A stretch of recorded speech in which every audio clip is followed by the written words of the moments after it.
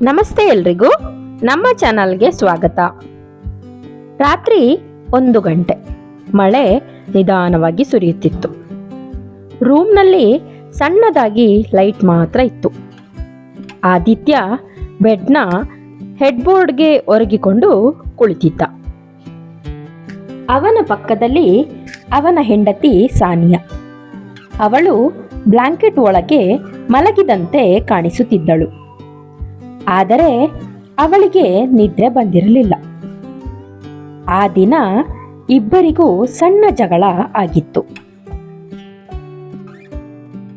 Sania full day ಅವನ ಜೊತೆ ಸರಿಯಾಗಿ ಮಾತಾಡಿರಲಿಲ್ಲ. ಆದಿತ್ಯ ಹೊರಗೆ ನಾರ್ಮಲ್ ಆಗಿದ್ರೂ ಒಳಗೆ ಮಾತ್ರ ಗಿಲ್ಟ್ ಇತ್ತು. ಕೆಲವು ನಿಮಿಷಗಳ ಸೈಲೆನ್ಸ್ನ ನಂತರ ಆದಿತ್ಯ ನಿಧಾನವಾಗಿ ಅವಳ ಕಡೆ ನೋಡಿದ.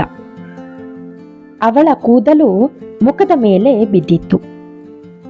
ಅವನು ಅವನ ಕೈ ಬೆರಳಿನಿಂದ ಸಾಫ್ಟ್ ಆಗಿ ಅದನ್ನ ಸೈಡ್ಗೆ ಸರಿಸಿದ. ಮಲಗಿಬಿಟ್ಲಾ ಎಂದು ನಿಧಾನವಾಗಿ ಹೇಳಿಕೊಂಡ. ಆದರೆ ಸಾನಿಯಾ ಕಣ್ಣು ಮುಚ್ಚಿಕೊಂಡೇ ಇದ್ದಳು. ಆದಿತ್ಯ ನಸುನಗುತ್ತಾ ನಿಧಾನವಾಗಿ ಮಾತನಾಡತೊಡಗಿದ. ನಿನಗೆ ಗೊತ್ತಾ ಸಾನು, ನೀನು ಸಿಟ್ಟು ಮಾಡಿಕೊಂಡ್ರೆ ಈ ರೂಮ್ ಫುಲ್ ಖಾಲಿ ಅನ್ನಿಸುತ್ತೆ. ಇದನ್ನು ಕೇಳಿಸಿಕೊಂಡ ಸಾನಿಯಾ ಹೃದಯ ಫಾಸ್ಟ್ ಆಗಿ ಹೊಡೆದುಕೊಳ್ಳುತ್ತಿತ್ತು. ಆದರೆ ಆಗಲೂ ಕೂಡ ತಾನು ನಿದ್ದೆ ಮಾಡುತ್ತಿರುವ ಆಕ್ಟಿಂಗ್ ಅನ್ನ ಕಂಟಿನ್ಯೂ ಮಾಡಿದ್ಲು. ಆದಿತ್ಯ ಮತ್ತೆ ತನ್ನ ಮಾತನ್ನ ಮುಂದುವರಿಸಿದ. ಸಾನು, ಬೆಳಗ್ಗೆ ನಿನ್ನ ವಾಯ್ಸ್ ಕೇಳಿಲ್ಲ ಅಂದರೆ ನನ್ನ ದಿನ ಸ್ಟಾರ್ಟ್ ಆಗೋದಿಲ್ಲ ಅನ್ನಿಸ್ತದೆ. ಅವನು ಅವಳ ಬೆರಳುಗಳನ್ನು ನಿಧಾನವಾಗಿ ಹಿಡಿದ. ನಿನ್ನ ಜೊತೆ ಜಗಳ ಮಾಡ್ತೀನಿ, ಟೀಸ್ ಮಾಡ್ತೀನಿ, ಆದರೆ ಕೆಲವು ಕ್ಷಣ ಸೈಲೆಂಟಾಗಿ ಅವಳ ಮುಖ ನೋಡಿದ. ನೀನಿಲ್ಲದೆ ನಾನು ಕಂಪ್ಲೀಟ್ ಅಲ್ಲ. ಆ ಮಾತು ಕೇಳಿದ ಕ್ಷಣ ಸಾನಿಯಾ ಕಣ್ಣಲ್ಲಿ ಕಣ್ಣೀರು ತುಂಬಿಕೊಂಡವು. ಆದಿತ್ಯ ಅವಳು ನಿಜವಾಗಿಯೂ ಮಲಗಿದ್ದಾಳೆ ಅಂದುಕೊಂಡ. ಅವನು ನಿಧಾನವಾಗಿ ಅವಳ ಹಣೆಯ ಮೇಲೆ ಕಿಸ್ ಮಾಡಿದ. ಸಾರಿ ಬೇಬಿ ಎಂದು ಮತ್ತೆ ಮತ್ತೆ ಕಿಸ್ ಮಾಡಿದ. ಆ ಕ್ಷಣದಲ್ಲಿ ಸಾನಿಯಾ ಸಡನ್ಲಿ ಅವನ ಶರ್ಟ್ ಹಿಡಿದಳು. ಆದಿತ್ಯಗೆ ಶಾಕ್ ಆಯಿತು.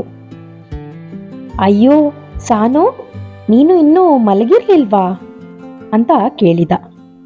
ಸಾನಿಯಾ ಸ್ಲೋಲಿ ಕಣ್ಣು ತೆರೆದಳು. ಇಲ್ಲ ಅಂತ ಹೇಳಿದ್ಲು. ಆಗ ಇಷ್ಟು ಟೈಮ್ ಆಕ್ಟಿಂಗ್ ಮಾಡ್ತಿದ್ಯಾ ಅಂತ ಕೇಳಿದ. ಅವಳು ಹಾ ಎಂದು ಹೇಳಿದ್ಲು. ಆದಿತ್ಯ ನಗತೊಡಗಿದ. ಅಂದರೆ ನಾನು ಹೇಳಿದ್ದನ್ನೆಲ್ಲ ಕೇಳಿಸ್ಕೊಂಡ್ಯಾ ಅಂತ ಕೇಳಿದ. ಸಾನಿಯಾ ನಾಚಿಕೆಯಾಗಿ ತಲೆ ಆಡಿಸಿದಳು. ಮತ್ತೆ ಹೇಳಿದ್ಲು, ಆ ಲಾಸ್ಟ್ ಲೈನನ್ನ ರಿಪೀಟ್ ಮಾಡಿ. ಆದಿತ್ಯ ಕೇಳಿದ, ಯಾವುದು? ನೀನಿಲ್ಲದೆ ಕಂಪ್ಲೀಟ್ ಅಲ್ಲ ಅಂದದ್ದು. ಆದಿತ್ಯ ಸ್ಮೈಲ್ ಮಾಡಿ ಅವಳ ಹತ್ತಿರ ಬಂದ. ಯಾಕೆ ಮತ್ತೆ ಕೇಳಬೇಕಾ? ಹಾ ಅಂದಳು. ಅವನು ಅವಳ ಮೂಗಿನ ಮೇಲೆ ಲೈಟಾಗಿ ಟಚ್ ಮಾಡಿ ಹೇಳಿದ, ನೀನು ನನ್ನ ವೈಫ್ ಮಾತ್ರ ಅಲ್ಲ, ನನ್ನ ಶಾಂತಿ, ನನ್ನ ಹ್ಯಾಪಿನೆಸ್, ನನ್ನ ಸಂಪೂರ್ಣ ಜಗತ್ತು ನೀನು. ಸಾನಿಯಾ ಎಮೋಷ್ನಲ್ ಆಗಿ ಅವನನ್ನು ಹಗ್ ಮಾಡಿಕೊಂಡಳು.